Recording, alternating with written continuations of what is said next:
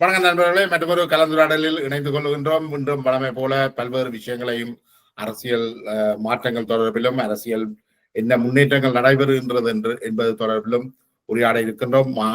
உள்ளூராட்சி சபைகளை அமைப்பதற்கான நேரம் நெருங்கிவிட்டது. இன்னும் பேச்சுவார்த்தைகள் கூட்டணிகள் இன்னும் முடியவில்லை. அது தொடர்பாக நம்மோடு உரையாடுவதற்காக உங்களுக்கு நன்கு அறிமுகமான அரசியல் செயற்பாட்டாளர் ஆய்வாளர் முல்லைமதி அவர்கள் எங்களோடு இணைந்து கொள்கின்றார். வணக்கம் முல்லைமதி. வணக்கம் ஜெயபாலன். வணக்கம் உறவுகளே. மீண்டும் ஒரு மாலை பொழுது உங்களை சந்திப்பதில் மகிழ்ச்சி அடைகின்றேன். என்னென்னால் இப்ப மீண்டும் இந்த பேச்சுவார்த்தை கட்டங்கள் இன்னும் முற்றுப்பெறையில இதற்குள்ள தமிழரசு கட்சியும் டக்ளஸ் தேவானந்தா IPDP அணியும் ஒரு உடன்பாட்டுக்கு வந்திருப்பதாக தெரிகின்றது. அதையொட்டி சுமந்திரன் அவர்கள் தங்களால் அனைத்து சபைகளிலும் ஆட்சி அமைக்க முடியும் என்ற கருத்தை வெளியிட்டிருக்கிறார். இது தொடர்பாக நீங்கள் என்னத்தை அறிகின்றீர்கள்? நல்ல ஒரு கேள்வி, ஒரு மிக முக்கியமான கேள்வியும் கூட. அதாவது இந்த தேர்தல் மூலம் தமிழ் மக்கள் சொன்ன செய்தி என்னென்று அனைத்து தரப்பினரும் என்ன சொல்லினோம் என்றால், தமிழ் மக்கள் சொல்லுகின்ற செய்தி அனைவரும் ஒரு கூட்டமைப்பாக வாருங்கள் என்றதுதான் தமிழ் மக்களுடைய செய்தியாக இருந்தது. அப்ப அதுல இதுவரை காலமும் இந்த தமிழ் தேசிய கூட்டமைப்பாக செயல்பட்டு அனைத்து தரப்பும் இந்த வீட்டு சின்னத்துக்கு வாக்களிக்க வேண்டும் என்ற கோரிக்கையை வைத்திருந்ததனால தமிழ் மக்கள் ஒரு பழக்க தோஷமாக இந்த வீட்டு சின்னத்துக்கு வாக்களிக்கின்ற ஒரு நிலைப்பாட்டுல கொஞ்சம் கூடுதலான இடங்கள் அவைக்கு கிடைச்சிருக்கு. ஏனைய தரப்புகளுக்கும் மக்கள் வாக்களித்திருக்கிறார்கள். அப்ப இந்த நிலையில் இவர்கள் தமிழர்களுக்கான ஒரு அரசியல், தமிழர்களுடைய குரல் மிக பலகீனமாக கிடக்கிற இந்த காலத்துல தமிழரசு கட்சிக்கு விடுதலை புலிகள் இயக்கத்தை நிர்பந்தித்து தமிழ் மக்கள், தமிழ் புத்திஜீவிகள், தமிழர்களுடைய அமைப்புகள் எல்லாரும் சேர்ந்து மிதவாத அரசியலுக்கு ஒரு முக்கியத்துவம் நீங்கள் வழங்க வேண்டும் என்று வலியுறுத்தி தலைவர் பிரபாகரனுடைய நிலைப்பாடு, அதாவது நான் ஒரு அரசியல் ராணியாக செயல்பட போவதில்லை, நான் இந்த மக்களின் விடுதலைக்காக போராடுவதோடு எனது பணி முடிந்தது என்ற நிலைப்பாட்டை கொண்டிருப்பதனாலும் அரசியல் தலைமைத்துவத்தை நீங்கள் முன்னெடுக்க விரும்பவில்லை என்ற வாதத்தோடு இருக்கிறபடினாலே ஒரு காத்திரமான அரசியல் தலைமைத்துவம் இருக்க வேண்டும் என்றதால் இந்த கூட்டமைப்பை ஏற்றுக்கொள்ளுங்கள் என்று நிர்பந்தித்ததன் காரணமாகத்தான் 90ல தொடங்கி 2001 இந்த கூட்டமைப்பு உருவாக்கப்பட்டது. தமிழ் தேசிய கூட்டமைப்பு தமிழரசு கட்சியின் பொறுப்பில் கொடுக்கப்பட்டிருந்தது. 2009 தமிழரசுக்கு இந்த போர் முடியும் போது தமிழரசு கட்சி இந்த இறுதி நாட்களில் தமிழரசு கட்சி பொறுப்புணர்வு வகையில் செயல்பட்டதும், அதுக்கு பிறகு தமிழர் தேசிய கூட்டமைப்பை தவறான வழியில் நடத்தி சென்று அதிலிருந்து அகில இலங்கை தமிழ் காங்கிரஸ் வெளியேறினதும், கூட்டமைப்பை பதிவு செய்து ஒரு வலிமையான நிலைக்கு கொண்டு வர வேண்டும் என்று வலியுறுத்திய சுரேஷ் பிரேமச்சந்திரனை வெளியேற்றி இப்படி அனைத்து தரப்பையும் வெளியேற்றி தமிழரசு கட்சி மட்டும் தனியே நின்று கொண்டு தங்களை தமிழர்களின் பேராளர்களாக முன்னிறுத்தி விட்டு யாப்பு திருத்தத்தின் மூலம் தமிழர் பிரச்சனைக்கு தீர்வு கண்டு விட்டதாக இந்த பிரச்சனையை முடிவுக்கு கொண்டு வருவதற்கான முயற்சியில் இறங்கி இந்த தேர்தலை சந்தித்தார்கள். ஆனால் தமிழ் மக்கள் இனப்பிரச்சனைக்கு ஒரு நிரந்தர தீர்வு தேவை, யாப்பு திருத்தம் இனப்பிரச்சனைக்கு தீர்வாக போவதில்லை, ஏனென்றால் இப்படியே பல யாப்புகள் திருத்தங்கள் இங்கே நடந்திருக்கு. திருப்பி ஒரு 6வது யாப்பு திருத்தத்தை விட மோசமான யாப்பு திருத்தம் மீண்டும் வராதுன்றதுக்கு எந்த உத்தரவாதமும் இல்லை. அதனால இப்ப இவர்கள் திருத்துற யாப்புக்கு இன்னொரு யாப்பை கொண்டு வந்து இதழ் எல்லாத்தையும் திருப்பி பறிப்பார்கள். ஆகவே ஒரு சர்வதேச உடன்படிக்கை அல்லது ஒரு பேச்சுவார்த்தை மூலம் இந்த தமிழ் இனத்துடன் சிங்கள இனத்தின் பிரதிநிதிகளும் தமிழினத்தின் பிரதிநிதிகளுமாக பேச்சுவார்த்தை ஒன்றின் மூலம் தான் இந்த பிரச்சனைக்கு தீர்வு காணணும் என்ற நிலை இருக்கும் போது நான் உட்பட பலர் தமிழ் அரசியல் மீண்டும் ஒரு கூட்டமைப்பாகத்தான் வர வேண்டும், கூட்டமைப்பாக வந்து இந்த பிரதேச சபையை இவர்கள் கட்டமைக்கணும், அப்பதான் மாகாணமும் எங்கட கையில் இருக்கும் என்ற விஷயத்தை வலியுறுத்தி கொண்டிருந்த பொழுது இதை அகில இலங்கை தமிழ் காங்கிரஸ் பேரவை கட்டமைப்பு கூடாக ஏற்றுக்கொள்கிறார்கள் தமிழ் தேசிய மக்கள் முன்னணி. இதைத் தொடர்ந்துதான் சங்க கூட்டணியும் சென்று அங்கே இணைகின்றது. ஆனால் சங்க கூட்டணியில் அங்கம் வகிக்கின்ற ஜனநாயக போராளிகள் கட்சி அந்த கூட்டணியில் தங்களுடைய நேரடி பிரசன்னத்தை செய்யவில்லை. அதற்கு கடந்த காலத்தில் அகில இலங்கை தமிழ் காங்கிரஸ், தமிழ் தேசிய மக்கள் முன்னணியினர் தங்களை நடத்தியது விதம் தவறு என்ற குற்றச்சாட்டுகளை சொன்னார்கள். நாங்கள் வேந்தனை கூப்பிடுச்சோம், இது அரசியல் அறிவு, அரசியல் அனுபவமற்ற தன்மை, இது ஒரு பிழையான விஷயம். நீங்க ஒரு கூட்டணியில இருக்கிறீங்க, அந்த கூட்டணி இன்னும் ஒரு தரப்போடு சேர்ந்து கூட்டணி வைக்குது, தமிழர்களுடைய கூட்டு ஒன்றாக இருக்க வேண்டும், பல இருக்கக்கூடாது சொல்லுகிறார்கள். நீங்கள் மற்றவர்கள் குற்றம் சாட்டுவது போல சிவஞானத்தினுடைய கதையை கண்டு ஒன்னிக்கிறீங்கன்றதை சொன்ன போது அவர்கள் ஒரு உண்மையாக சொன்னார்கள். அடுத்தது மாகாண சபை தேர்தலில் நாங்கள் தமிழ் தேசிய கூட்டமைப்போடு தான் சேர்ந்து தமிழரசு கட்சியோடு சேர்ந்து தான் போட்டியிட வேண்டி வரும், ஏன்னா மக்கள் தமிழரசு கட்சிக்கு தான் கூடுதலாக இப்பொழுதும் வாக்களிக்கிறார்கள் என்ற ஒரு நிலைப்பாட்டை சொன்னார். உடனடியாகவே நாங்கள் சொல்லி போட்டோம், இதுக்கு மேலே ஜனநாயக போராளிகள் கட்சி என்ற ஒன்று விடுதலை புலிகளின் பேரில் செயல்பட முடியாது என்றதை நீங்கள் நினைவில் வச்சுக் கொள்ளுங்க. நீங்கள் சரியான நிலைப்பாட்டை எடுத்து செயல்பட வேணும். அப்படி இல்லை என்று சொன்னா விடுதலை புலிகளின் பேரில் செயல்படக்கூடாதுன்றதை அவர்களுக்கு நாங்கள் சொல்லி இருக்கிறோம். இதை நாங்கள் மக்களுக்கும் இந்த இடத்துல வெளிப்படையா சொல்றோம். அப்ப ஜனநாயக போராளிகள் கட்சி விடுதலை புலிகளின் பேரில் செயல்படுவதாக இருந்தால் ஒரு காத்திரமான அரசியலை முன்னெடுக்க வேணும். அதை முன்னெடுக்கிறதுக்கு அவர்கள் தயாரில்லை என்று சொல்லி சொன்னா அவர்கள் செயல்பட முடியாது. இந்த ஏனைய அரசியல் கட்சிகளை போல செயல்பட முடியாது. உங்களுடைய ஒரு இன்டர்வியூலே நான் சொல்லியிருந்தேன், இம்முறை அகில இலங்கை தமிழ் காங்கிரசுக்கும் தமிழரசு கட்சிக்கும் தமிழ் மக்கள் வாக்களிக்கவே கூடாது. மாறாக உங்களுக்காக போராடுவதற்கு ஆயுதம் ஏந்தி போராடியவர்கள் அவர்கள் மீது பெரிய விமர்சனம் இருக்கிறது. எல்லார் மீதும் விமர்சனம் இருக்கிறது. விடுதலை புலிகள் உட்பட எல்லா இயக்கங்கள் மீதும் விமர்சனம் இருக்கிறது. விமர்சனத்தின் அளவுகள் தான் கூடி குறைகின்றன இருக்கின்றது. அதனை கருத்தில் கொள்ளுங்க. மற்றது இந்த இலங்கை அரச படைகளோடு நின்று செயற்பட்டு ஒவ்வொரு ஆட்சியிலும் போய் ஒரு எம்பி பதவியை எடுத்துக்கொண்டு இதையுமே சாதிக்காதவர்களையும் தமிழ் மக்கள் கணக்கெடுத்து செயல்பட வேண்டும் என்ற விஷயங்கள் எல்லாம் எல்லாரும் பேசியும் கடைசியா என்ன நடந்து முடிஞ்சால், இப்ப நீங்கள் ஒரு பொது நிலைப்பாட்டை வைத்து நீங்கள் ஒரு தகுதியான கட்சி என்றால் தமிழரசு கட்சி ஏனைய பக்கத்துல மற்றவை எல்லாரும் ஒரு கூட்டணி ஆயிட்டோம். அதாவது அவர்கள் பல கட்சியாக இருந்தவர்கள் இப்ப ஒரு கூட்டணி ஆயிட்டோம். அந்த கூட்டணியோட உங்களுக்கு பேசுறதுக்கு முடியாமல் நாங்கள் கூட்டணியா நிக்கிறோமாகவே எங்கள்கிட்ட அதிக ஆசனங்கள் இருக்கிறது, உங்கள்கிட்ட சில ஆசனங்கள் இருக்கிறது, நாங்கள் சமமா பங்கிட்டுக் கொள்வோம். சில இடங்கள்ல நீங்கள் ஆட்சி அமைங்க, அப்ப நாங்கள் கட்சி எல்லாரும் இந்த வளர்க்கலாம், எல்லாம் சமமா இருக்கு. இல்லையா நீங்கள் நினைச்சதை நீங்கள் செய்து கொண்டு போறதுக்கு நாங்கள் உங்களுக்கு தோல் கொடுத்து மக்களுக்கு நாங்கள் பதில் சொல்லலான்ற கருத்தை தான் கஜேந்திரகுமார் தரப்பு தமிழ் தேசிய ஜனநாயக தமிழ் தேசிய கூட்டணி வைக்குது. அவர்களுடைய கோரிக்கை நியாயம். நேரடியாக நாங்கள் அவர்களுடைய பேசின போது அவர்கள் அந்த நிகழ்ச்சியிலேயே சொல்லி இருந்தார்கள், இந்த கூட்டமைப்பு மக்களினுடைய கோரிக்கையாக தான் நாங்களும் கூட்டமைப்பாக இருக்கிறோம். தமிழரசு கட்சியும் இதில் வந்து இணைந்து கொள்ள வேண்டும். தமிழரசு கட்சி தன்னை தமிழர்களின் பேராளர் என்று சொல்லுவதற்கு எந்த தகுதியும் தமிழரசு கட்சிக்கு இல்லை. தமிழரசு கட்சியினுடைய அரசியல் அமிர்தலிங்கம் காலத்திலிருந்து இன்று வரை தமிழின விரோதமாக தான் இருக்குதே தவிர தமிழின நலன்களுக்கானதும் அல்ல, ஏனைய தமிழர்களை ஒருங்கிணைச்சு கொண்டு போறதுக்கானதாகவும் அது இல்லை. இதையெல்லாம் நாங்கள் திருப்பி 1000 முறை சொல்லிக் கொண்டிருக்க முடியாது. சுருக்கமா சொல்றோம்டா, இறுதி போரின் இறுதி நாட்களில் தமிழ் தேசிய கூட்டமைப்பின் தலைவராக இருந்த சம்பந்தன் என்ன செய்தார் என்றதை நீங்களே தேடி பார்த்து பாருங்க. அதுக்கு பிறகு என்ன மஹிந்த ராஜபக்சவுக்கு பொன்னாடை போட்ட விஷயத்தை எடுத்து பாருங்க. நல்லாட்சியை உருவாக்கி என்ன செய்தார்கள் என்றதை எடுத்து பாருங்க. இப்ப இன்றைக்கும் ஜேவிபியோட சேர்ந்து இந்த நல்லாட்சி காலத்தில் கொண்டு வந்த யாப்பை திருத்தி விட்டு பிரச்சனைக்கு தீர்வு கொண்டு விட்டோம் என்று அரசியல் செய்வதற்கு இவர்கள் உங்களை ஏமாற்றி கொண்டிருக்கின்ற ஒரு அரசியலை செய்கிறார்கள். ஏனையவர்களின் கருத்தை ஏற்க மறுக்கிறார்கள். பழக்க தோஷத்தின் காரணமாகவும் நீண்ட கால பண்பாட்டுக்குள்ளால வந்தாலும் இந்த கட்சிக்கு கிடைக்கிற வாக்குகள் மற்றும் இந்த ஸ்ரீதரன் போன்றவர்கள் இந்த அரசியலில் தங்களை தக்க வைத்துக் கொள்வதற்காக தங்கள் குறுநில மன்னர்கள் போல அவர்கள் வீட்டு சின்னத்தில் பெற்றுக் கொள்ளுகின்ற வாக்கு பலவும் வந்து அவர்களுக்கு பெரிய ஒரு உந்து சக்தியாக இருக்கிறது. இன்றைக்கு சுமந்திரன் அறிவிக்கிறார், ஏனைய கட்சிகளுக்கு எச்சரிக்கை பண்றேன். இப்ப நாங்கள் ஏற்கனவே மக்களுக்கு இந்த விஷயத்தை சொன்னாங்கள், இவர்களுக்கு வாக்களிக்க வேண்டாம், சுமந்திரன் தமிழர் அரசியலுக்கு தலைமை தாங்குவதற்கு எந்த வகையிலும் தகுதியான ஒரு ஆள் இல்லை, அவர் பேச்சாற்றல் உள்ளவர், ஒரு சட்டவாளர், அவர் படித்த சட்டம் வந்து நீதிமன்றங்களில் வழக்காடுவதற்கு உண்மையை பொய் என்று சொல்வதற்கும் பொய்யை உண்மை என்று சொல்றது. அதே தவிர இந்த அரசியலுக்கு அவர் மட்டும்தான் தலைமை தாங்கணும் அல்லது அவருக்கு தான் மக்கள் வாக்களிக்க வேண்டும் இல்லை அப்படின்னா வேணுமெண்டா வாங்க சேலஞ்ச் பண்ணி பார்ப்போம் அடுத்த தேர்தல். என்னடா பண்ணி நீங்கள் கேட்டுக்கொண்டதுக்கு நாங்க மக்கள் வாக்களிக்கல, மக்கள் ஒரு ஒரு ஒரு வேறொரு கோணத்துல வாக்களிச்சிருக்கிறார்கள். அது இவர்களுக்கு நெருக்கடியை கொடுத்திருக்குது. இப்ப கிட்டத்தட்ட ஜேவிபியினுடைய இந்த தேசிய மக்கள் சக்தியினுடைய உருவாக்கம் வந்து தமிழ் தரப்புகளை நிர்பந்திச்சிருக்கு. அவர்கள் ஒரு கூட்டாக வர வேண்டும் என்று அந்த நிர்பந்தத்தில்தான் இவர்கள் கூட்டி சேர்கிறார்களே ஒழிய இவர்கள் ஒன்றும் தமிழ் மக்களுக்கு ஏதாவது பெற்றுக் கொடுக்க வேண்டும் என்று தேர்ந்ததாக தெரியவில்லை. ஸ்ரீதரன் சொல்லியிருக்கிறார், வெள்ளக்கொடி பிரச்சனை இன்னும் தீர்க்கப்படையில கஜேந்திரகுமார் போய் என்ன நடந்தது என்றதை சொல்லணும் என்று. உண்மையிலேயே இந்த தமிழ் தரப்புகள்ல ஒரு பாரிய பிரச்சனை இருக்குது. இப்ப நீங்கள் பல தடவைகள் சொல்லிட்டீங்கள் என்ன நடந்தது, கடந்த காலத்துல என்ன நடந்தது, தமிழரசு கட்சி என்ன செஞ்சது, இதெல்லாம் நாங்கள் சொல்லிட்டோம். தமிழரசு கட்சி இதுல இருந்து மாறுற மாதிரி தெரியல. சுமந்திரனை வெளியேற்றுறதுக்கும் தமிழரசு கட்சி தயாரில்லாத நிலைமையில தான் இருக்குது.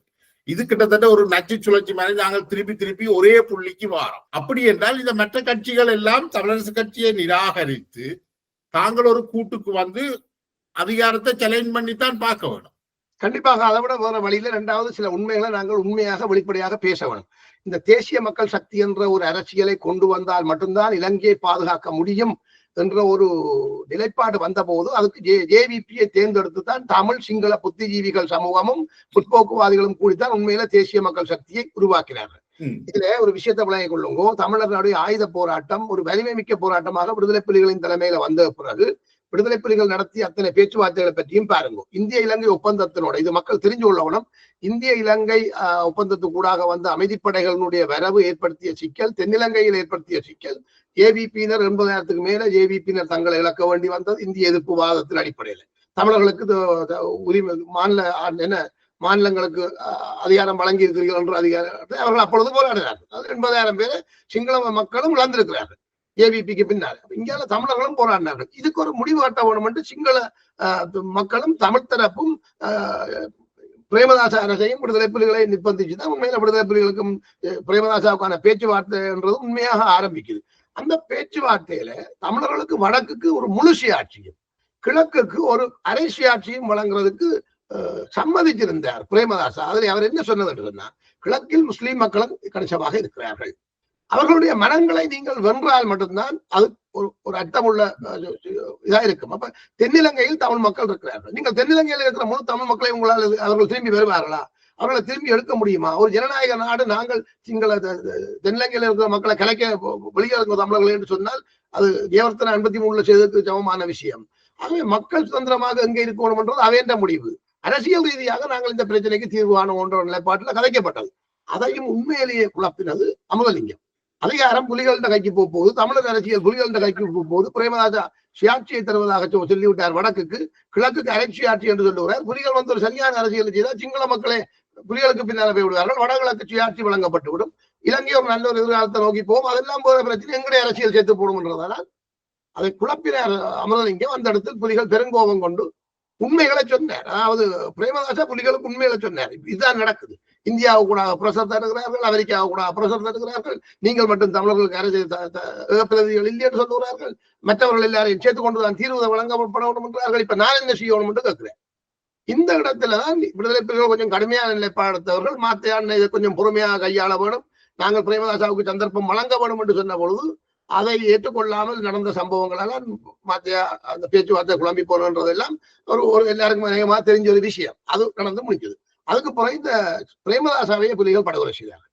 அப்புறம் சந்திரிகா அரசியலுக்கு வரமாட்டோம்னு சொன்ன சந்திரிகாவுக்கு சிங்கள தரப்பிலும் தமிழ் தரப்பிலும் கூடி உங்களுடைய உயிருக்கு உத்தரவாதம் வாங்கோ, இந்த பிரேமதாசா நடத்தின பேச்சுவார்த்தையின் வழியே நாங்கள் இந்த பிரச்சனைக்கு ஒரு தீர்வு காணுவோம் என்று சொல்லி தான் சந்திரிகாவை கூட்டிக் கொண்டார்கள். கூட்டிக் கொண்ட சந்திரிகாவை வச்சு என்ன செய்தார்கள்? யாழ்ப்பாணத்தை பிடிச்சார்கள், வன்னிய ஊடகத்து பாதப்பட போறோம் என்று சொன்னார்கள்.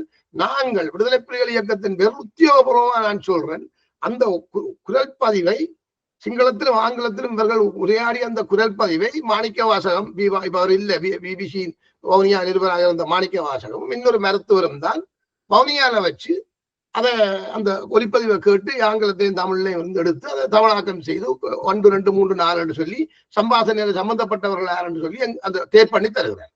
அந்த ஒலிநாடாவை வன்னிக்கு கொண்டு போனது நான், புலிகள் கட்டுப்பாட்டு பகுதியை கொண்டு போனது நான்.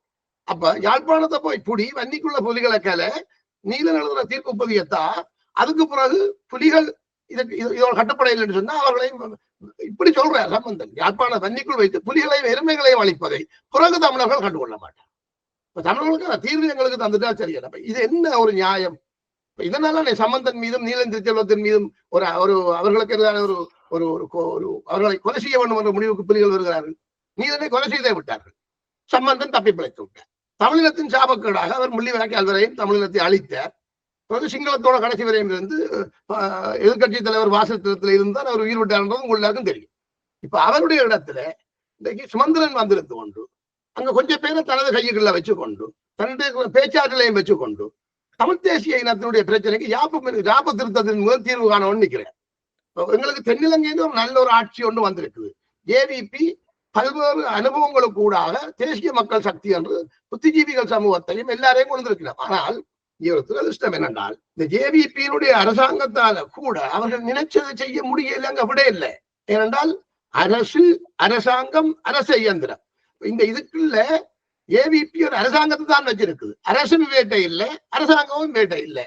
பௌத்த சாசனம் தன்னுடைய வேலையை பார்க்குது. ஜேவிபியினருடைய விருப்பு வெறுப்புக்கு எந்த மதிப்பும் அளிக்காமல் தான் அவர்கள் ஆக்கிரமிப்பு வேலையை செய்கிறார்கள். அப்ப இது இப்படியான விஷயங்கள் அங்க நிறைய உள்ளுக்கு இருக்கு, அது எங்களுக்கு தெரியும். ஆகவே ஜேவிபிக்கு நாங்கள் ஒரு கணிசமான அழுத்தத்தை கொடுத்து இந்த பிரச்சனைக்கு பேச்சுவார்த்தை ஒன்றின் மூலம் ஒரு மூன்றாம் தரப்பு மத்தியஸ்தத்தோடு ஒரு நிரந்தர தீர்வு காணதான் தீர்வே தவிர இந்த சுமந்திரன் கொண்டு வர தீர்வு தமிழர்களுக்கான தீர்வு அல்ல. சுமந்திரன் ஒரு தமிழ் பேசும் தமிழின விரோதி என்றதான் இங்க இங்க இங்க நிறுவப்படுது ஒரு ஊடக. இவ்வளவு காலமும் நீங்கள் ஒவ்வொரு காலம் உங்களுக்கு எதிரான எதிர்ப்புகள் வரும் பொழுது அம்பலிங்கமாக இருக்கலாம், நீலம் திருச்செல்வமாக இருக்கலாம், துயப்பாவாக இருக்கலாம், நாங்கள் அரசியல் நீக்கம் செய்தீங்கள் எல்லாரையும். ஆனால் இனி அது உங்களால செய்ய இயலாது. அதுக்கான காலம் முடிந்துட்டது. இப்ப சுமந்திரனை நீங்கள் என்னதான் வெளியேற்றோடும் என்று நினைத்தாலும் அது முடியாத நிலைமையில தான் இருக்குது. இப்ப மக்கள் மற்ற கட்சிகளை ஆதரிக்கிறதாக இருந்தால் நீங்கள் அடுத்த தேர்தலில் ஏன் இவர்கள் தேர்தலுக்கு முதலே ஒரு கூட்டணி அமைச்சு தேர்தல் விஞ்ஞாபனத்தை வச்சு ஏன் தேர்தலில் போட்டியிட்டு தமிழரசு கட்சியை வீழ்த்தக்கூடாது? ஏனென்றால் நீங்கள் தமிழரசு கட்சியை வெளியில இருந்து தமிழரசு கட்சியை கட்டுப்படுத்தலாம் என்று நீங்க நினைக்கிறீர்கள். ஆனால் அது முடியாதுன்றது கடந்த 15 ஆண்டுகள்ல தெரிஞ்சு போச்சு. அப்ப நீங்கள் இனி அதே ஸ்ட்ராட்டஜியை நீங்கள் பாவிக்கலாம் தானே? இதுல தனிய சுமந்திரனை மட்டும் நாங்கள் குறை சொல்லக்கூடாது ஜெயபாலன். ஒரு மனிதன் மீது கடந்த இதுல நான் சொன்னேன், தனி மனிதர்கள் மீது எங்களுக்கு வெறுப்பு கிடையாது, அவருடைய செயற்பாடுகள் மீது தான் எங்களுக்கு வெறுப்பு. இது தனிய சுமந்திரன் மட்டும் இந்த நிலைப்பாட்டுக்கு காரணம் அல்ல. சுமந்திரனுக்கு பின்னால் புலம்பெயர்ந்த நாடுகளில் இருந்து இன்றைக்கு இலங்கை அரசுகள் தங்களுடைய பென்ஷன் எடுத்துக் கொண்டிருக்கிற கனடாவில் இருக்கிற நக்கீரன் என்ற தங்கவேல் உட்பட இந்த தமிழரசு கட்சிக்கு பின்னால் இருக்கின்ற பழைய ஆக்கள் கொஞ்சம் பேர், அவர்களுடைய வழிவந்தவர்கள், வணிகர்கள், கொழும்பில் இன்றைக்கு அரச பதவிகளில் இருப்பவர்கள், அங்க சொத்தை வச்சிருக்கிறவர்கள், இவர்கள் ஒரு பெரிய ஒரு கூட்டம் ஒன்று இந்த சிங்கள மக்களை பாய்க்கக்கூடாது என்ற எண்ணங்களோட சுமந்திரன் போன்றவர்கள் சொல்லுறதுதான் சரி, தமிழர்களுக்கு அங்கு பிரச்சனையும் இல்லை, யாப்பு திருத்தத்தின் மூலம் தீர்வு ஒழுங்கா காணும் என்ற ஒரு சுயநல வட்டத்துக்குள்ள நின்றுதான் அதனுடைய முகமாகத்தான் சுமந்திரன் நிற்கிறார். ஆனால் இவர்கள் ஒரு சிறிய குழுவில இவர்களை எதிர்த்து தான் நாங்கள் போராடினாங்கள், ஆயுதம் வச்சு கொண்டு போராடினார்கள். ஆனால் ஆயுத போராட்டத்தையே அழித்தொழிக்கிற அளவுக்கு இவர்களுடைய செல்வாக்கு சர்வதேச சூழ்நிலை திசை திரும்பின சந்தர்ப்பத்தில் இவர்களுக்கு வாய்த்து விட்டார். அதாவது சரிகிறத தள்ளி விழுத்துறது மாதிரி தான் இவர்கள் எல்லோரும் சேர்ந்து விடுதலை புலிகளை தள்ளி விழுத்தி அழிச்சு இன்னைக்கு இந்த நிலைமையை கொண்டு வந்தவர்கள். நாங்கள் இப்ப நீங்களும் சொல்லி இருக்கிறீர்கள், இதைத்தான் நாங்களும் தொடர்ந்து சொல்லி வாரோம். புலம்பெயர்ந்த நாடுகளில் இருக்கிற அமைப்புகள் எப்படி செயல்பட வேணும், எப்படி போராட வேணும், தாயக அரசியல் எப்படி இருக்கணும் என்று நாங்கள் ஊடகங்கள்ல கதைக்கிறது மட்டும் பிரயோசனப்படாது. நாடு கடந்த அரசாங்கம், மக்களவை, தேசிய அவை, ஊற்றங்கங்கள் இவர்கள் எல்லாரும் இந்த அரசியல்ல ஒரு உண்மையான பதிவாகம் எடுத்து இவர்கள் என்ன செய்யணும் என்றதை சொல்ல வேணும். படிச்சவனுக்கு பின்னால போறோம் என்று சொல்றதோ, அல்லது ஹீரோஷத்துக்கு பின்னால போறோம் என்று சொல்றதோ, அல்லது ஒரு தடவை எல்லாம் பார்த்து கொள்ளுவார் சொல்லி போட்டு இருக்கிறதோ, அல்லது கள்ளத்துக்கு வச்சுட்டு கடவுள் பார்த்துக் கொள்வார் சொல்லி எங்க தலைவர் சொன்ன மாதிரி இந்த மக்கள் தங்கட பலையினத்தால் தாங்கள் அடிமைப்பட்டுக் கொண்டிருக்கிறார்கள். நான் மட்டும் இங்கே ஒண்ணும் செய்யல, எல்லாரும் சேர்ந்தான் போராடணும் என்று தலைவர் ஜெகத்கர்பாருக்கு சொன்னார். இதை எல்லாரும் தயவு செய்து புரிஞ்சு கொள்ளுங்க. இன்றைக்கு சுமந்திரன் என்றவர் யார் என்றது 100% தெரியுது. சுமந்திரனுக்கு பின்னால் இருக்கிறது ஒரு சிறிய குழு. நீங்கள் பேரவை கட்டமைப்பு இன்றைக்கு டி கூட்டணியோட ஒரு உடன்பாட்டுக்கு வந்திருக்கிறீர்கள். விடுதலை புலிகளின் தரப்பில் ஒரு பலகீனம் கொண்டு இருக்கிறதை நீங்கள் எங்களுக்கு சுட்டிக்காட்டுறீர்கள். அவர்கள் வெளிப்படையா சொல்லுறார்கள், இந்த கூட்டணியில வேந்தன் வராதது வேந்தனுடைய அரசியல் நரித்திரத்தை அம்பலப்படுத்தி இருக்கிறது. அடுத்த தேர்தலில் அவர் வீட்டு சின்னத்துல போட்டியிட போறார், பலத்துறையில அவருக்கு ஆசனம் ஒதுக்க போறார்கள், மாகாண சபைக்குன்றதை சொல்றார். அப்படி ஒரு சம்பவத்தை வேந்தன் செய்வாராக இருந்தால் வேந்தன் விடுதலை புலிகளின் பேரில் அரசியல் செய்ய முடியாது. அதுக்காகத்தான் நாங்கள் திருப்பி ஜேவிபிக்கு சொல்லி கொண்டிருக்கிறோம், இலங்கைக்கு ஒரு உண்மையான நல்ல எதிர்காலம் வேணும் என்றால் நீங்கள் எப்படி இந்த தேசிய மக்கள் சக்தியை உருவாக்கினீர்களோ அதே மாதிரி ஜனநாயக வழியில் அனைத்து மக்களுடைய கருத்துக்களையும் கேட்டு ஏற்று நாங்கள் ஒரு அரசியல் செய்யறதுக்கு விடுதலை புலிகள் மக்கள் பேரவை என்றாவது அட்லீஸ்ட் எங்களை செயற்பட விடுங்க. இன்றைக்கு சட்டமன்றம் உங்களோட காய்க்கிற கொஞ்சம் முதல்வர் போராளியோட காய்ச்சி கொண்டு வந்து நான் எங்களுடைய ஒரு போராளியோட வன்னியில இருக்கிறேன். இப்ப அவர் சொன்னார், தாங்கள் ட்ரை பண்ண பொழுது மஹிந்த தரப்பு சொன்னதான் விடுதலை புலிகள் மக்கள் முன்னணி தடைப்பட்டியல் இருக்கு, விடுதலை புலிகள் இயக்கம் விடுதலை புலிகள் மக்கள் முன்னணியும் தடை செய்ய பட்டியல் இருக்கிறதால அதை அந்த பேரை தர முடியாது, நீங்கள் வேற ஒரு பேர்ல அரசியல் செய்யுங்கோ, விடுதலை புலிகள் இயக்கத்தின் தடையை நீங்கள் அரசியலுக்கு வந்ததை அகற்றுங்கோ, அதுக்கு பிறகு விடுதலை புலிகளின் தடை இல்லாம போகும்போது உங்களுக்கு விடுதலை புலிகள் மக்கள் முன்னணியை அந்த பேரை நீங்கள் மாற்றிக்கொள்ளலாம் என்று சொல்லி மஹிந்த ராஜபக்சே சொன்னதாக எனக்கு மாநிலத்தில் இருக்கிற சொன்னார். ஏன்னா மஹிந்த தரப்போடையும் எங்கள்கிட்ட போராளிகளுக்கு தொடர்பு இருந்தது. ஒரு இயக்கம் என்றா உளவுத்துறையில பல கட்டமைப்புகள் இருக்கு, அப்ப அவர்கள் தொடர்புகள் இருப்பார்கள்.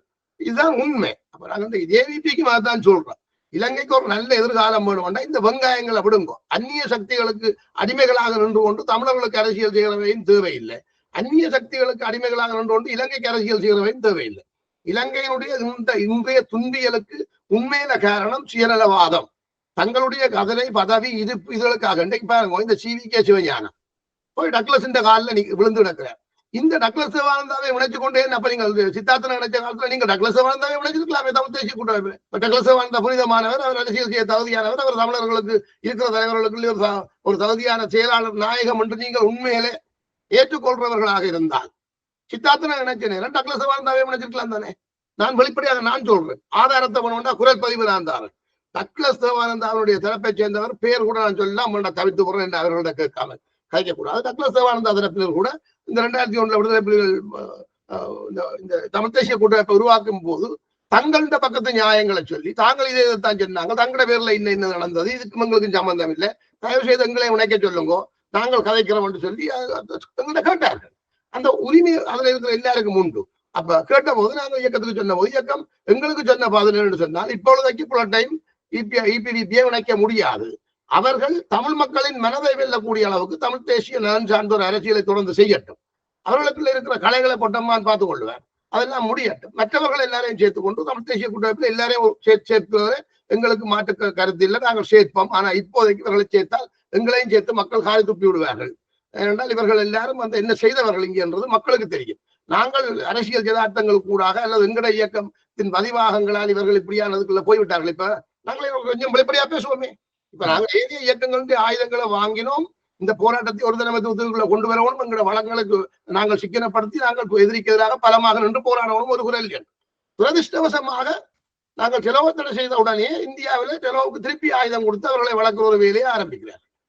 அதே நேரம் EPR கொண்டு எங்களுடைய ஆயுதங்களை பறிக்க முற்படுகிறார். உடனடியாக நாங்கள் எல்லா இயக்கத்தின் ஆயுதங்களையும் பறிச்சு ஒரு ரத்த கலவை வேண்டாம், எங்களுக்கு நாங்களே இது ஆயுதங்களை நிறுத்தி அழிவுகளை தவிர்ப்போம் என்று சொல்லிக் கொண்டு சுமூகமாக அந்த பிரச்சனைக்கு வர்றதுக்கு முதல்லையே நாங்கள் அதை உடனடியாக நிப்பாட்டினாங்க. அப்ப அதுல எனக்கு கீர்த்தியன் நினைக்கிறேன், சரியா பேர் இல்லை, சரியான பேர் இல்லை, EPR வன்னி மாவட்ட பொறுப்பாளர் நேரடியாக மாத்தி அண்ணிட்ட தங்களை எல்லாரையும் தயாராகும்படி அறிவிச்சிருக்கிறார்கள் சொன்னாங்க. இப்ப சொல்லப்படுறது என்னன்னா, நீங்கள் இன்றைக்கு நம்புறீங்கள் தமிழரசு கட்சியை கைப்பற்றிடலாம் என்று நினைக்கிறீங்க. நீங்க வெளியில இருந்து கொண்டு தமிழரசு கட்சியை கைப்பற்றிடலாம் அல்லது அதை இந்த போக்க மாத்தலாம் என்று நீங்க நினைக்கிறீங்க?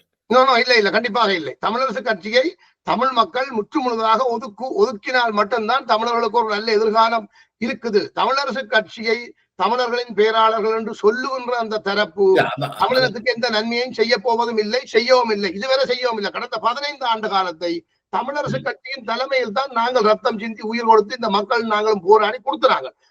அதுல நீங்கள் ஜனநாயகத்தை காப்பாற்ற இல்லை. உங்களோட கட்சி தலைமைத்துவத்தை கூட நீங்கள் ஜனநாயக முறைப்படி இல்லை. இன்றைக்கு இருக்கிற பதில் தலைவரும் பதில் செயலாளர் என்று சொல்றதும் எல்லாம் அந்த கட்சியின் யாப்புகளுக்கு முரணான ஒரு அருவருப்பான அரசியலை அவர்கள் செய்து கொண்டிருந்து அவர்கள் மற்றவர்களுக்கு விளக்கம் சொல்லக்கூடாது. அவர்கள் கயந்திரகுமாரை எச்சரிக்க முடியாது, சுமந்திரன் ஏனைய அரசியல் கட்சிகளை எச்சரிக்க முடியாது. அவர்களுடைய சரிபுலை என்னன்றது எங்க மக்களுக்கு தெரியும். நாங்கள் உயிரோட மிஞ்சிய போராளிகள் இருக்கிறோம். எங்கட இயக்கத்தால என்ன நடந்தது, அவர்கள் எப்படி ஒட்டுக்குழுவாயினார்கள், அவர்கள் என்ன இந்த சிக்கல்களுக்கு சிக்கினார்கள் எங்களுக்கு தெரியும். சுமந்திரன் இங்கே ஒரு வகுப்பு எடுக்க வேண்டாம். தமிழரசு கட்சி இனிமேல் தமிழர்களுக்கு தேவையில்லை என்று சொல்லும் உரிமை எங்களுக்கு உண்டு. அதை நான் விடுதலை புலிகள் இயக்க போராளிகளின் தரப்பில் என்று நான் சொல்றேன். உங்களுக்கு அதை சொல்றதுக்கான உரிமை இருக்கு. நீங்கள் இந்த தேர்தலுக்கு முதலும் சொல்லி இருக்கிறீர்கள், ஆனால் மக்கள் அதை கேட்கல. மக்களுக்கு சரியாக தகவல் போய் சேரவில்லை. மக்களுக்கு தகவல் போய் சேர்ந்தவர்கள் எல்லோரும், தகவல் போய் சேர்ந்த அனைவரும், நான் அறிந்த அளவில் நானும் நீங்களும் கழிச்ச அந்த விஷயம், நான் டிக்டாக்ல விட்ட பதிவுகள் எத்தனை பேருக்கு போச்சோ அவர்கள் யாரும் இந்த தமிழரசு கட்சிக்கு வாக்களிக்கவில்லை. தமிழரசு கட்சியை சேர்ந்தவர்கள் கூட நாங்கள் எல்லா தரப்போடும் பேசுறோம். நாங்கள் கூடுதலா தமிழரசு கட்சியை சேர்ந்தவர்களோடும் அங்க பேசுறோம். அவர்கள் என்ன செய்ய சொல்றாங்கன்னா, நீங்கள் ஒரு சரியான அரசியலை கொண்டு வாங்கோ. இப்ப தமிழரசு கட்சி தமிழ் காங்கிரசுடைய அரசியல் தவறு என்றுதான் இந்த ஆயுத இயக்கங்கள் எல்லாம் உருவாகுது. ஆயுதங்களை ஏந்தினார்கள். அதுக்கு பிறகு அவர்களுடைய அரசியலுக்காக அந்த தலைவர்கள் சுட்டுக் கொல்லப்பட்டார்கள். ஆனா அதுக்கு பிறகு அவர்களிட்டயே தான் நீங்கள் இந்த அரசியலை கொண்டே கொடுத்தீங்க. உங்கள்கிட்ட அரசியல் இல்லாததால நீங்கள் அவைய அரசியல்கிட்டயே கொடுத்துட்டீங்க. திருப்பியும் அவர்களை வெளியேற்றுற அல்லது அவர்களை மாற்றீடு செய்கின்ற அரசியலை நீங்கள் வைக்கல. நான் ஒரு சின்ன ஒரு திருத்தம். அதாவது நாங்கள் விடுதலைக்காக ஆயுதமேந்தி போராடி கொண்டிருக்கும் போது எங்களுக்கான ஒரு அரசியல் கட்சியை நாங்கள் உருவாக்கினோம், விடுதலை புலிகள் மக்கள் முன்னணி. அதை வச்சுக்கொண்டு அரசியல் செய்ய முடியாத ஒரு நிலை வந்த போது அதுக்கு எதிராக அமரலிங்கம் தரப்பு முயற்சி எடுத்த போதும் ஏனைய இயக்கங்கள் அவர்களுக்கு ஆதரவாக நின்ற போதும் எங்களுக்கு வழி அடுத்து என்ன செய்யற ஒரு குழப்பம் வந்தது. மக்களுடைய கோரிக்கை, அரசியல் அறிஞர்களுடைய ஆலோசனை, இதுகளை ஏற்றுக்கொண்டுதான் நாங்கள் இந்த தமிழ் தேசிய கூட்டமைப்பு என்ற அந்த கூட்டமைப்புக்கு பாராளுமன்றத்துக்குள்ள ஒரு வேலை கொடுத்தாங்க. இதைத்தான் தெளிவா விளங்கிக் கொள்ளுங்கோ. அதாவது தமிழ் தேசிய கூட்டமைப்புக்கு பாராளுமன்றத்துக்குள்ள ஒரு வேலை கொடுத்திருந்த நாங்கள் தமிழ் தேசிய அரசியலை நாங்கள் அவர்களிடம் கொடுக்கவில்லை. மின்னல் ரங்காவுக்கு வழங்கிய செவ்வியில் பாலசிங்கம் வடிவா தெளிவா சொல்றார். அதாவது மற்ற கட்சிகள் செயற்படுவது போல தமிழர் தேசிய கூட்டமைப்பு 25 பேரை வச்சுக்கொண்டு பாராளுமன்றத்தில் செயற்பட என்றதுக்கு அவர் சொன்ன பதில், இந்த இன்டர்வியூக்கு ஒரு சில வாரங்களுக்கோ நாட்களுக்கு முதல் அமிர்த சம்பந்தன் சில ராஜதந்திரிகளுக்கு சொல்லி இருக்கிறார், புலிகள் பேச்சுவார்த்தையை தொடரவில்லை என்றால் நாங்கள் பேச்சுவார்த்தையை தொடர்கிறோம், புலிகளை அழிப்பதற்கு என்ன செய்யணும் என்றதை நீங்கள் யோசிங்க. உங்களோட கடந்த பதிவில கூட ஒருத்தர் எழுதியிருந்த ஆபரேஷன் பேகன் பற்றி நீங்கள் முல்லைமதியால கதைக்க முடியும் உண்டு.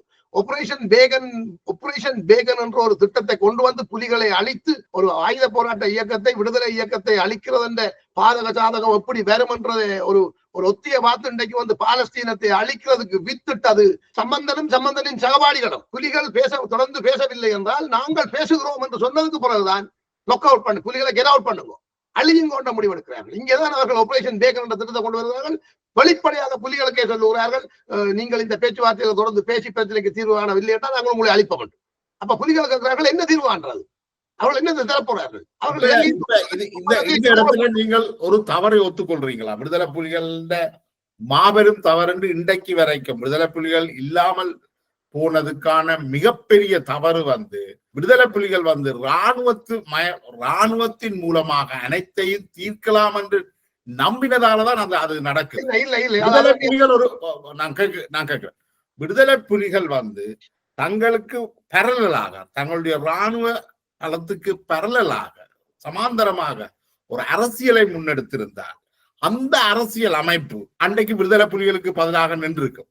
ஆனா நீங்கள் என்ன செய்கிறீர்கள் என்றால், நீங்கள் தமிழரசு கட்சியை ஒரு முகவர்களாக நியமிக்கிறீர்கள், அவர்களை வந்து உங்களுக்கு வேலை ஆட்களாக நியமிக்கிறீர்கள். அப்ப அவர்கள் அதைத்தானே செய்வார்கள். உண்மைதான். அதான் ஒத்துக்கொள்றேன். அதான் நான் கடந்த இன்டர்வியூ, அதுக்கு முதல் இன்டர்வியூல சொன்னான், விடுதலை புலிகள் மக்கள் முன்னணியை சுதந்திரமாக ஒரு அரசியல் கட்சியாக பாராளுமன்றத்தில் தொடர்ந்து செயற்பட விடாமல் தடுத்ததுதான் விடுதலை புலிகளுடைய ஆயுத போராட்ட தியாகங்கள் இன்றைக்கு பயங்கரவாத வடிவத்துக்கு போறதுக்கு காரணம். இந்த பிரேமதாசாவுடன் நடந்த பேச்சுவார்த்தையின் போது ஒரு தந்திரோபாயமாக வேணும் என்றால் மாத்தையாவை துரோகியாக்கி சுட்டுக் கொன்றதுக்கு பதிலாக மாத்தையாவுடைய அந்த தமிழரசு கட்சி, தமிழ் விடுதலை புலிகள் மக்கள் முன்னணியினரையும் ஒரு அரசியல் கட்சியாக்கி போட்டு ஏனைய ஆயுத இயக்கங்கள் எல்லாத்தையும் சேர்த்து ஒரு அரசியல் கூட்டணி ஆக்கி இருப்பார்களாக இருந்தால் விடுதலை புலிகள் இயக்கத்தினுடைய ஆயுத போராட்டம் அர்த்தமுள்ளதாக மாறி இருக்கும். இரண்டாவது, அவர் அடியோடு அழித்திருக்க முடியாது. ஒருவேளை விடுதலை புலிகள் இயக்கத்தை அழித்திருந்தால் கூட இன்றைக்கு மாத்தையா போன்றவர்கள் உயிரோடு இருந்திருப்பார்கள். எங்களுடைய அரசியல் ஒரு பெரும் சக்தியாக இருந்திருக்கும். எங்களோட பிரச்சனைக்கு ஒரு நிரந்தர தீர்வை வழங்க வேண்டி வந்திருக்கும். ஆனால் விடுதலை புலிகளின் வேர்கள் புலனாய்வுத்துறைக்கு ஊடாக இந்த மாத்தையாவுக்கு எதிராக இந்த மாத்தையா குழுவினரை அழிக்கிற நடவடிக்கைகளை தவிர்க்கும்படியும், இது பிழை என்றும், விடுதலை புலிகள் இயக்கத்தின் புலனாய்வுத்துறைக்குள் ஏதோ தவறாக நடக்கிறது என்றது தொடர்பாகவும் இந்த மாத்தையா தரப்பினருக்கு எதிராக எடுக்கப்படுகின்ற இந்த நடவடிக்கை வந்து எங்களுடைய விடுதலை அரசியல் இலக்கை சர்வநாசம் செய்யும் என்றும், உங்களால வந்து மிதவாத அரசியலை கட்டுப்படுத்த முடியாது என்றும், ஏன் அமரலிங்கத்தை சுட்ட நீங்க என்ற கேள்வியையும் கூட வேர்கள் புலனாய்வுத்துறை விடுதலை புலிகளை கேட்டது. வேர்கள் புலனாய்வுத்துறை, விடுதலை புலிகளின் புலனாய்வுத்துறையில ஆயுதம் ஏந்தாத, ஈழ போராட்டத்தோட நேரடியாக சம்பந்தப்படாத, கருத்தியல் ரீதியாக விடுதலை புலிகளுக்கு போய் சேர வேண்டிய தகவல்களை கொண்டு போறதுக்காக தலைவர் பிரபாகரனால உருவாக்கப்பட்டதுதான் விடுதலை புலிகள். காட்டுக்குள் இருந்து கொண்டு இயக்கத்தை நடத்துற தலைவர் பிரபாகரன் கண்ணா காதா மூக்காக செவியாக வாயாக வெளியில வச்சிருந்த ரகசியம், வாயை மட்டும் மூடி மற்ற எல்லாத்தையும் செயற்பட வச்சு வெளியில வச்சிருந்த புலிகளுடைய வேர்கள் பல்நோக்கு புலனாய்வு பிரிவு. இதில் தகுதியான ஆட்கள் இருந்தவர்கள், சரியான ஆலோசனைகள் விடுதலை புலிகளுக்கு வழங்கப்பட்டது. வேர்கள் பல்நோக்கு புலனாய்வுத்துறையினுடைய ஆலோசனையின் படிதான் 2001ஆம் ஆண்டு இந்த தமிழ் தேசிய கூட்டமைப்பு உருவாக்கத்திற்கு தலைவர் பிரபாகரன் சம்மதிச்சதுக்கு காரணம் அதுதான். எந்த சந்தர்ப்பத்திலும் விடுதலை புலிகள் என்ன சொல்றாங்கன்னா, விடுதலை புலிகள் மக்கள் முன்னணி என்றதை எதிர்த்துத்தானே அமரலிங்கம் போய் அதை குழப்புறார். விடுதலை புலிகள் மக்கள் முன்னணி பேசிக் கொண்டிருக்கும் போது அந்த விடுதலை புலிகள் மக்கள் முன்னணி என்ற அந்த ஒரு அரசியல் கட்சியாக அங்க பேச்சுவார்த்தை நடத்தி கொண்டிருக்கும் போது இந்த அரசியல் கட்சி மட்டும் தமிழர்களுக்கானது இல்ல, கூட்டணி நாங்கள் இருக்கிறோம், வேற 4 இயக்கம் உங்களுக்கு பின்னால இருக்கு. இவர்கள் பெருசோ நாங்கள் பெருசோ? நீங்கள் புலிகளோட பேசிக் கொண்டிருந்தீங்க என்றால் இவர்கள் ஆயுதம் தூக்குவார்கள். நீங்கள் இவர்களை விட்டுட்டு புலிகளோட தீர்வு கொடுத்தீங்கன்னா, அல்லது விடுதலை புலிகள் மக்கள் முன்னணி என்ற அரசியல் கட்சியோட பேசி இந்த பிரச்சனைக்கு நீங்கள் தீர்வு காண்பீர்களாக இருந்தால் புலிகள் ஒரு இயக்கம், நாங்கள் மிக மோசமான 4 இயக்கத்தை உங்கள் முன்னால் வந்து நிறுத்துவோம் என்று அமிர்தலிங்கம் பிரேமதாசாவுக்கு தொலைபேசியில் கதைச்சதுக்கு பிறகுதானே புலிகள் அமிர்தலிங்கத்தை சுட்டவன். அப்ப புலிகள் இங்க விரும்பி ஒன்றையும் கொடுக்க இல்லை. அதாவது இந்த தமிழரசு கட்சி இன்றைக்கல்ல அன்றைக்கும் தமிழர் அரசியலில் தமிழர்கள் செத்தால் என்ன வாழ்ந்தால் என்ன, இவர்களின் அரசியல் தலைமைத்துவம் நாங்கள் தான், வீட்டு கட்சி தான் வைத்திருந்தார்கள். அதான் நான் சொன்னேன் 2005ஆம் ஆண்டு நான் தலைவரை நேரடியாக கேட்கிறேன். அவர் 1000 பிரச்சனைக்கு இருக்கிற மனுஷன் எப்படி சம்பந்தன் தமிழ் தேசிய கூட்டமைப்பின் தலைவராகினார் என்று நான் கேட்டேன். அதே ஆண்டு செப்டம்பரில், நான் செப்டம்பர் 1, 2, 3 தேதிக்குள்ளே தலைவரை சந்திக்கிறேன். செப்டம்பர்லயோ அக்டோபர்லயோ ஜோசப் பர்நாயகத்தை தமிழ் தேசிய கூட்டமைப்பின் தலைவராக்குறதுக்கான நடவடிக்கை புலிகள் இயக்கம் எடுக்குது என்றால் தலைவருக்கு சரியான தகவல் போகும்போது உடனடியாக அதுக்கான ரியாக்ஷன் பண்ணியிருக்கிறேன். தலைவர் மீது பிழை இல்லை என்று அந்த விஷயத்துல சொல்றது காரணம் விடுதலை புலிகள் மட்டுமில்லை, ஆயுதம் தூக்கி அனைத்து தமிழர் இயக்கமும் தமிழீழமே தீர்வு, இலங்கை பாராளுமன்றத்துக்கு கூட எந்த தீர்வும் எடுக்க முடியாது, எங்களுடைய ஆயுத பலம் தான் உங்களுக்கு தீர்வு பெற்று தரும் தான் வந்தவர்கள். இந்திரா காந்தி ஆயுத போராட்ட இயக்கங்களுக்கு ஆயுத பயிற்சி கொடுக்கும் போது ஏவர்த்தனா எங்களை ஏமாற்றுகிறார். தமிழரசு கட்சி மன்னிக்க வேணும், அமிர்தலிங்கமும் ஜெயவர்த்தனாவோடு சேர்ந்து செயல்படுகிறார். 2 கோபத்தில்தான் இந்திரா காந்தி எல்லையை பிரிச்சு தமிழீழத்தை உருவாக்க வழிகிட்டவா. துரதிருஷ்டவசமாக 84ஆம் ஆண்டு இறந்து விட்ட பிறகு எந்த மூக்கும் ஒரே மாதிரி, நாங்களும் ஆரியர்கள் நீங்களும் ஆரியர்கள் என்று ஏமாற்றி ஏதோ செய்து அரசியல் அனுபவமற்ற ராஜீவ் காந்தியை வச்சு தீம்பு பேச்சுவார்த்தைக்கு வந்த போது என்ன நடந்தது? தீம்பு பேச்சுவார்த்தைக்கு வந்திருந்தவர்களுக்கு தெலோ ஸ்ரீசபாரத்திலும் நேரடியாக அமிர்தலிங்கத்துக்கு சொன்னார், நீங்கள் தமிழர்களின் பிரதிகள் இல்லை, இப்ப உங்களோட காலம் முடிஞ்சது, நாங்கள் 5 இயக்கம் ஆயுதத்தோட நிற்கிறோம், நாங்கள் ரத்தம் சிந்து உயிர் கொடுக்கிறோம், நாங்கள் உங்களை எங்களில் ஒரு அங்கமாக வச்சிருக்கலாம், நீ உங்களுக்கு பின்னால் நாங்கள் இல்லை, உங்களுக்கு தடிகர்கள் இல்லை நாங்கள் சொன்னாங்க. உடனடியாக யாழ்ப்பாணத்துல 2 தமிழரசு கட்சிக்காரர்களை சுட்டுக் கொன்றார்கள்.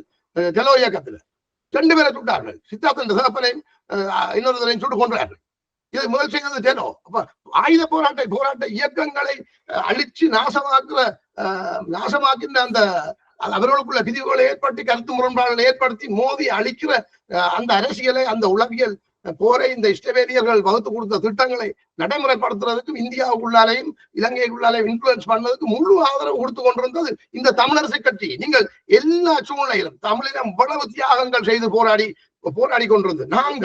நாங்கள் வெளிப்படையை அறிவிக்கிறோம், தமிழீழ தேசிய தலைவராக தலைவர் பிரபாகரனை விடுதலை புலிகள் இயக்கம் நிறுத்துகிறது என்று பொட்டமான் வந்து சொல்றேன். அதாவது விடுதலை புலிகள் இயக்கத்தில் ஒரு தளபதி தான் வந்து சொல்றேன், தலைவர் வந்து சொன்னவரா? நான் தேசிய தலைவர் இல்லை, பொட்டமான் தான் அதை சொல்றேன். அதாவது அன்றைக்கு பிரதி தலைவர் என்ற இடத்துல பார்க்கப்படக்கூடிய இடத்துல இருந்த பட்டமா தான் சொல்றேன். நான் 2005ஆம் ஆண்டு போய் சந்திக்க போகும்போது இந்த போர் மூலம் நாங்கள் இந்த போருக்கு போன அழிக்கப்படுவோம் என்ற கருத்தை நேரடியாக நான் சென்று தலைவருக்கும் சொன்னான், பொட்டமான் சொன்னான். அப்பொழுது பொட்டமான் சொன்னது என்ன, அவர்களுடைய கருத்து என்ன? நாங்கள் ஒரு தேசிய இனத்தின் பிரதிநிதிகள், இந்த 1000 போராளிகளை அணிவகுத்து போராடி கொண்டிருக்கிறவர்கள், பேச்சுவார்த்தை மூலம் இந்த பிரச்சனையை தீர்க்கிறதுக்கு ஒரு வாய்ப்பை வழங்கி போட்டு நிற்கிறவர்கள். ஆனால் எங்களை நயவஞ்சகமாக அழிக்க முற்படும் போது நாங்கள் மண்டியிட முடியாது. நாங்கள் மானத்துக்காக போராடுவோம். தமிழீழம் இங்கே உருவாகினால் உலக நாடுகள் இந்த இலங்கை அரசாங்கத்துக்கு உதவி செய்ய இல்லை என்றால் இவர்களால் எங்களை வெல்ல முடியாது. இதை தலைவர்களுக்கு சொல்றேன். உலக நாடுகள் ஒன்றாக வந்து எங்களை அழிச்சால் அழியட்டும். நான் தானே சொல்றேன். நான் சொல்றேன், ஈராக்குக்கு நடந்த என்ன, லிபியாவுக்கு நடந்தது என்ன, ஈராக்குக்கும் லிபியாவுக்கும் என்ன நடந்ததுன்றது சரியா தேடிப்பேன். அதே விஷயம் எங்களுக்கு நடந்தா நாங்கள் ஏற்றுக்கொள்வோம். ஆனால் நாங்கள் போராடுவோம். இங்கு எங்களுடைய ஆயுதங்கள் பறிக்கப்பட்டால் திலீபன் வழியில் நீங்கள் உலகம் முழுவதும் போராடுவோம். உங்களுக்கு ஒரு உரிமையை நாங்கள் எடுத்து தாரோம். அதாவது உலக நாடுகள் சேர்ந்துதான் தமிழர்கள் உரிமையை பறித்தது, அழித்தது, அடிமையாக்கியது. ஆகவே ஜனநாயக வழியில் போராடுவதற்கு உங்களுக்கு ஒரு தார்மீக உரிமையை பெற்றுதாரம், எல்லாரையும் சேர்த்து கொண்டு போராடும் கொண்டு தலைவர் சொல்லி விட்டவர்களே. ஆனா இது ஒரு பெரிய கன்ட்ரடிக்ஷன் இல்ல. உலக நாடுகள் எல்லாம் சேர்ந்து இந்த இணைத்தலைவர் நாடுகளுடைய முழு ஒப்புதலோட தான் இலங்கை ராணுவம் இந்த ப்ராஜெக்ட் வீக்கு நான் முன்னெடுத்தது, விடுதலை புலிகளை கொண்டளித்தது. ஆனா இன்றைக்கும் நாங்கள் திருப்பியும் சர்வதேசம் வரணும், சர்வதேசத்தின் மத்தியஸ்தத்துல பேசணும், சர்வதேசம் மனித உரிமைகள் எல்லாம் வாங்கி தரும் என்று கூறிக்கொண்டிருக்கிறதுல என்ன அர்த்தம் இருக்கு? எனக்கு விளங்கலை. விடுதலை புலிகள் இயக்கமாக யாராவது இங்கே அதை பற்றி பேசுறோமோ, இப்ப விடுதலை புலிகள் இயக்கத்தின் பேரில் ஒரு உத்தியோகபூர்வமான குரலாக எதையும் சந்திக்கிறதுக்கு தயாராக 2010 பேசிக் கொண்டிருக்கிற நான் சொல்றேன், ஐக்கிய நாடுகள் சபையின் வாசல்ல போய் நில்லுங்கோ, அமெரிக்காண்ட வாசல்ல நில்லுங்கோ, கனடாண்ட வாசல்ல நில்லுங்க. அதாவது தமிழர்கள் உரிமைக்காக அணிதிரண்டு ஒரு நியாயமான கோரிக்கையை வச்சு மக்கள் போராட்டத்தை நீங்கள் நடத்தி கொண்டிருக்கும் போது நீங்கள் நாடாளுமன்ற அரசாங்கம் கொண்டு வந்து நிற்கிற நீங்கள் ஒரு டிப்ளோமேட்டிக் அரசியலை செய்யுங்கோ, மற்றவர்களும் செய்யுங்கோ. இப்ப அரசாங்கங்கள்ல இப்ப பதவிகள் எடுத்து வச்சு கொண்டிருக்கிறவர்கள் செய்யுங்கோ நாங்க சொல்றோம். நாடுகளும் அரசாங்கம் ஐயா சிறுவர் பாடுதான நடத்துறதிலும் விளையாட்டு போட்டியில ஈடுபடுதுன்னா இதை விட துரதிஷ்டம். சுமந்திரன் செய்கிறத விட கேடு கட்ட வேலையை சுமந்து தானே செய்கிறாருங்களே. உருத்ரகுமார். பிறகு நீங்கள் விடுதலை புலிகள் என்ற பேர்ல பாருங்கள், இவர்கள் விடுதலை புலிகளா? இன்னைக்கு இந்த டிக்டாக் சமூக வலையில பாருங்க, விடுதலை புலிகளின் பேர்ல விடுதலை புலிகளின் அடையாளங்களோட கதைக்கிறார்கள். இவர்களுக்கும் விடுதலை புலிகளுக்கும் என்ன சம்பந்தம்? இது யாரும் இப்ப என்ன பிரச்சனை, எங்களுக்கே நிறைய கன்ஃபியூஷன் ஒன்று இருக்குது. என்னன்னா இப்ப அந்த தலையை வெட்டினவரை வந்து ஒரு மாவீரனாக கொண்டாடுறார்கள். பாரிஸ்ல சுஜிக்கூழுக்கு முட்டை எறிஞ்சத ஒரு ஆணையரவு தாக்குதலாக கொண்டாடுறார்கள். கனடாவில் கனடிய தமிழ் காங்கிரசுக்கு எதிராக புலிக்கொடியை கொண்டு தூசணம் எல்லாம் பேசி இதை யாரும் கேள்விக்குட்படுத்தலையே. இல்ல நீங்க நுணுக்கமா பார்க்க இல்ல. சிடிசிக்கு எதிராக இவர்கள் நடந்து கொள்ற விடயங்கள் தொடர்பில் நான் சட்டியான நடவடிக்கைகள் எடுத்திருந்தேன். இந்த இமாலய பிரகடனம் தொடர்பில் எங்களுக்கு யாருக்குமே தெரியாமல் இவர்கள் இப்படி ஒன்று செய்து போட்டார்கள் என்ற போது இவர்களுக்கு மக்கள் சக்தி வரக்கூடாது, சுமந்திரனோடு சேர்ந்து பாராளுமன்ற யாப்பை திருப்தி பிரச்சனைக்கு தீர்வு காண்றது சிடிசி உடன்படுகிறதா என்ற அடிப்படையில் இவர்களுக்கான மக்கள் ஆதரவை இல்லாமல் பண்ண வேண்டும் என்று சொன்னவர்கள் நானும் ஒருவன். ஆனால் நேரடியாக சென்று அவரோட பேசி கேட்டறியணும் என்ற ஒரு காரணத்தினால ஒரு பேக்கெட் கால் நடத்தும் ஒரு நண்பர் ஒழுங்கு செய்து நேரடியாக டான்சனையும் அவருடைய குழுவினரையும் சென்று சந்தித்து பேசிய போது அவர்கள் பேசிய ராஜதந்திர மொழிகள் இதன் பின்னணிகள் பற்றி எனக்கு ஆழமாக புரிந்ததாலே அவர்கள் மட்டும் இங்கே தீர்வு காண முடியாது. ஆனால் அவர்கள் சிடிசி ஒரு அமைப்பாக அவர்கள் வெளிப்படையாக செயல்படணும் என்ற கோரிக்கையை நீங்கள் வையுங்கோ. மற்றபடி அவர்களுக்கு எதிராக நீங்கள் யாரும் போர்க்கொடி தூக்க வேண்டாம், அமைப்புகளின் சுயாதீனத்தை கெடுக்க வேண்டாம் என்று சொல்லி சிடிசிக்கு எதிராக கனடாவில் நடந்த ஒரு கூட்டத்தில் நான் போய் கதைச்சு, நான் என்ன விடுதலை புலிகள் இயக்க போராளி என்று அதுல இருந்த 100% எல்லாருக்கும் தெரியும், உலகத்துக்கே தெரியும். சிடிசிக்கு எதிராக புலிக்கொடியை கொண்டே தூசரம் காய்ச்சது, கல்லறிஞ்சது எல்லாம் நீங்களும் பார்த்திருக்கிறீங்க. தயவு செய்து மனித கொள்ளணும். இந்த புலிக்கொடி என்றது தெளிவான புரிதலுங்கிற மக்களுக்கு வேணும். தமிழீழ விடுதலை புலிகளின் கொடி வேற, தமிழீழ தேசிய கொடி வேற. தமிழீழ தேசிய இனத்துக்கான நாங்கள் ஒரு நடைமுறை அரசாங்கத்தை உருவாக்கினதால 90ஆம் ஆண்டு அந்த தமிழீழத்துக்கான ஒரு கொடியை கொடுக்க வேண்டும் என்ற போது மக்களிடம் ஆலோசனை கேட்டு இறுதியில் முடிவுக்கு வந்தது என்று சொன்னால் ரத்தம் சிந்தி போராடினது வெறுமனே புலிகளில். ஏனைய இயக்கங்களிலும் உண்மையாக இந்த விடுதலைக்காக போராடினவர்கள் இருக்கிறார்கள். ஏனைய இயக்கங்கள்ல இருந்து 2009 வரையும் இல்லை, இன்று வரையும் எங்களோட சேர்ந்து இந்த விடுதலைக்காக பேசுகிற ஏனைய இயக்க போராளிகளும் இருக்கிறார்கள். அதே மாதிரி மக்கள் இவர்கள் எல்லோரும் சேர்ந்து போராடினதால நீங்கள் புலிக்கொடியை வந்து மக்களிடம் கொடுக்க வேண்டும் என்ற கோரிக்கைகள் வைக்கப்பட்ட இடத்துல தலைவர் அதை ஏற்றுக்கொண்டு லிபரேஷன் டைகர்ஸ் ஆஃப் தமிழீழம் என்ற ஆங்கில சொற்பதத்தை மேலே எழுதியிருந்த தமிழீழ விடுதலை புலிகள் என்பதை தூக்குறார். விடுதலை புலிகள் என்ற தேசிய கொடி என்ன சொல்லுது என்றால் அனைத்து அடக்குமுறைகளையும் உடைத்தறிந்து கொண்டு நாங்கள் சுதந்திரமாக வருகிறோம் என்றது அது சொல்லுது. இந்த முரண்பாடு கிடையாது. நீங்க விடுதலை புலிகள் கொடியை நீங்க பயன்படுத்துறதுலயோ சொல்றதுலயோ ஆனா என்னத்துக்கு பயன்படுத்துறீங்கன்றது இருக்கிறது. சிடிசிக்கு எதிராக நீங்கள் தூசணம் காய்ச்சி கொண்டு புலிக்கொடி வச்சிருந்தால் நீங்கள் புலிக்கொடியை அவமதிக்கிறீங்க, உண்மைப்படுத்துறீங்க.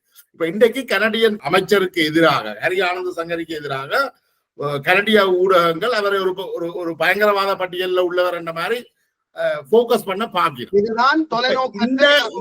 புலிக்கொடி விஷயங்கள் எல்லாம் இந்த சுஜிக்கூழுக்கு முட்டை எறிஞ்சு போட்டு புலி என்றது, கழுத்தை வெட்டுற மாவீரன் என்றது, இந்த விசிலடிச்சான் விளையாட்டுகள் இருக்குதானே, இத வந்து உங்களை போன்றவர்கள் அல்லது விடுதலை புலிகளை உண்மையிலேயே நேசிக்கின்ற சிலராவது முன் வந்து கண்டிக்க வேண்டும். கண்டிக்காட்டி என்ன நடக்கும் என்றால் இவர்கள் தான் இன்றைக்கு விடுதலை புலிகளை பிரதிநிதித்துவப்படுத்துகிறவர்களாக மாறிவிட்டார்கள்.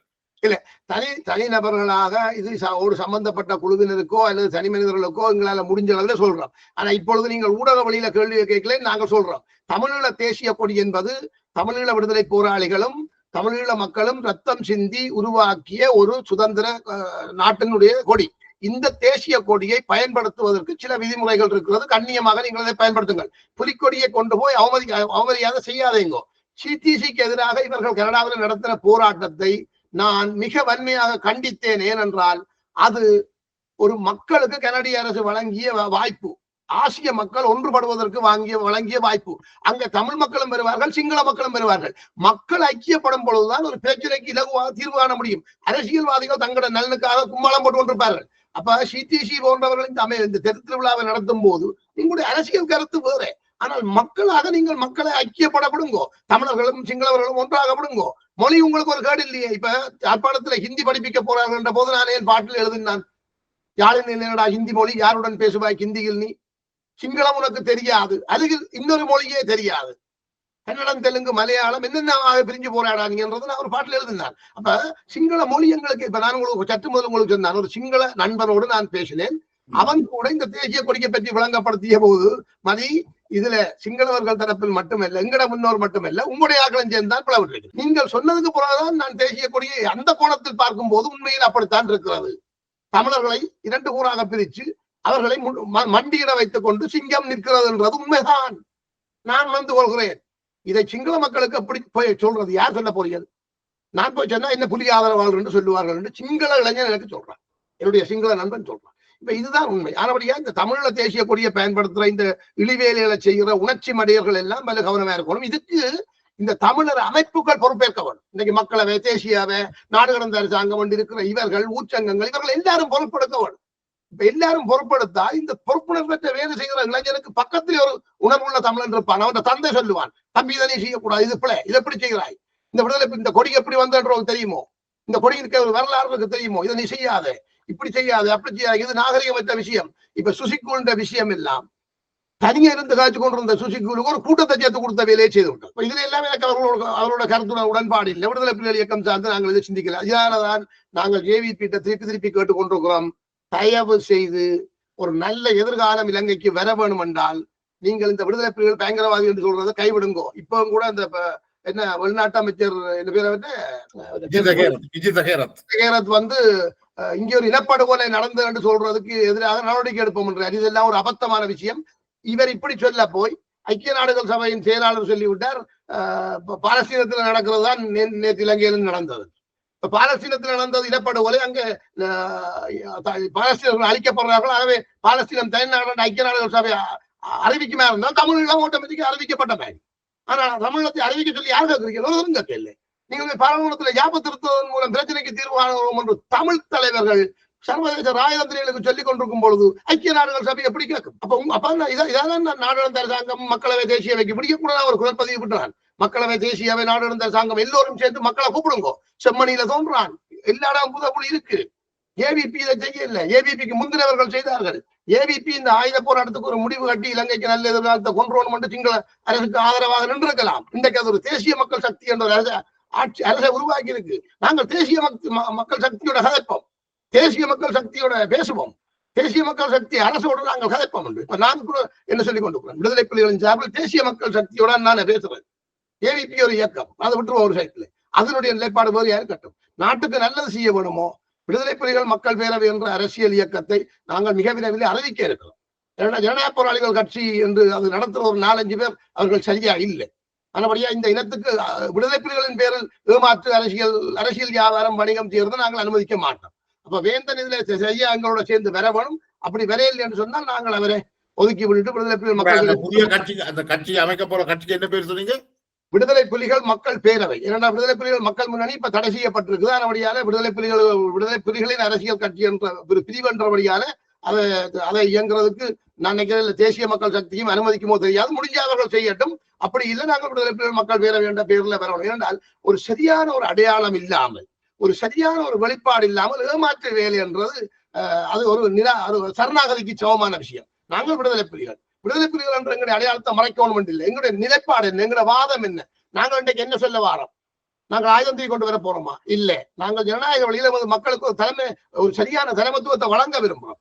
இந்த பேச்சுவார்த்தைக்கு நீங்கள் எந்த காலத்திலும் யாப்பு திருத்தத்தின் மூலம் நீங்க ஒன்றும் செய்ய மாட்டீர்கள். அது நீங்கள் உங்களோட மக்களையும் ஏமாத்துறது, சிங்கள மக்களையும் ஏமாத்துறது, தமிழ் மக்களையும் ஏமாத்துறீர்கள். இதன் மூலம் இலங்கையை கட்டி எழுப்பிடாது.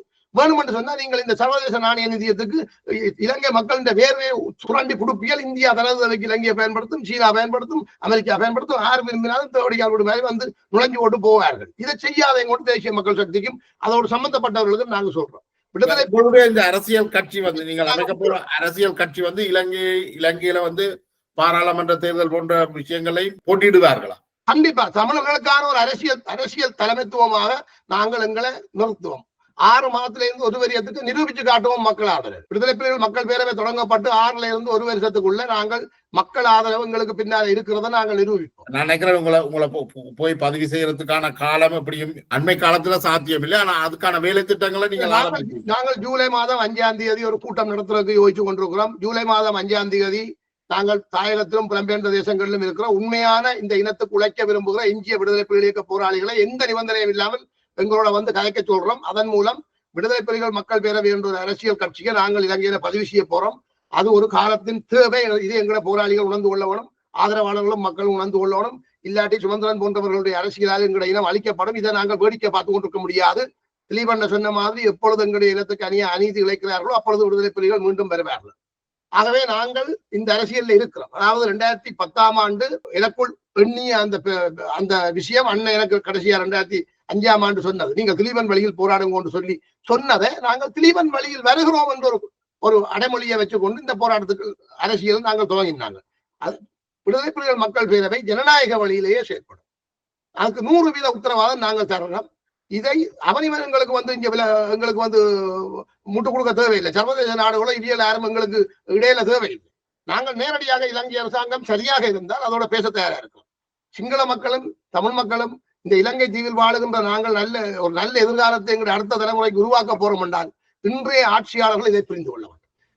சைவ மக்கள் இல்லாத இடத்துல சைவ கோயில் தேவையும் இல்லை, இஸ்லாமியர்கள் இல்லாத இடத்துல மசூதி தேவையும் இல்லை, பௌத்த மக்கள் இல்லாத இடத்துல புத்த விகாரையும் தேவையில்லை.